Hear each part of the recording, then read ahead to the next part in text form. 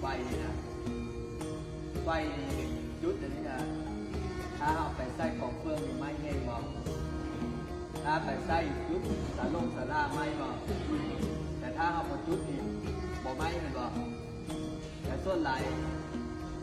เป็นยังมันจะบอดย้อนว่าไฟนี่นะของเป้านี่นะย้อนมันแพ้ลมป้าเวลาจุดขึ้นปึ๊บชีวิตเราเนี่ยมันกระเปียบเสมือนนี่แหละแต่ถ้ามีคนไปเป้าถ้าบอกแพ้ลมป้า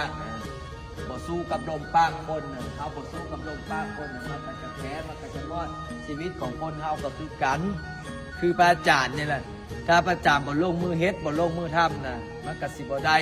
เนี่ยตอนนี้พระอาจารย์กำลังปลูกพื้นปลูกกระเบื้องเนี่ยตอนนี้สร้างกระเบื้องมาแล้วเนี่ยตอนนี้สร้างกระเบื้องมาประมาณ 2,000 แผ่น 2,000 แผ่นหรือว่าสร้างกระโหลมา 2,000 แผ่นถ้าคิดเป็นเก็ตหรือเป็นกล้องกับประมาณ600-700 กล้อง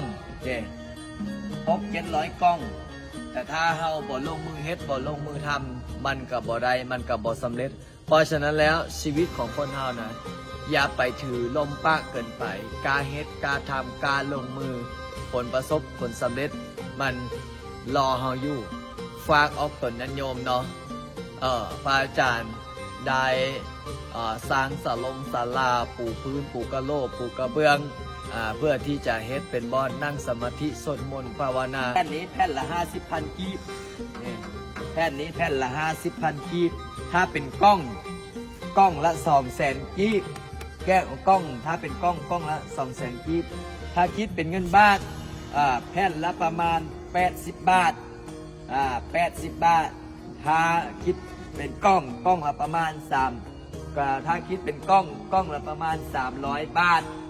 ได้ร่วมน้ำกันดูป้าตู้สร้างมาเป็นรถเนี่ยได้สร้างพัฒนาวัดว่าให้เป็นบ่อนที่พึ่งจิตที่พึ่งใจสร้างวัดว่าให้เป็นบ่อนได้สวดมนต์ถือศีลปฏิบัติธรรมทำคุณงามความดีพุทโธธัมโมสังโฆอนุโมทนาสาธุบุญเด้อถ้าผู้ใดอยากร่วมบุญอยากร่วมอุปโมทนาก็สามารถร่วมได้เด้อฮะเป็นผู้แผ่นผู้กล้องสาธุปฏิหารมีจริงขอให้มีเจ้าภาพเจ้าศรัทธาได้มาร่วมสร้างศาลาเสื้อพระอาจารย์ให้สำเร็จด้วยเถิด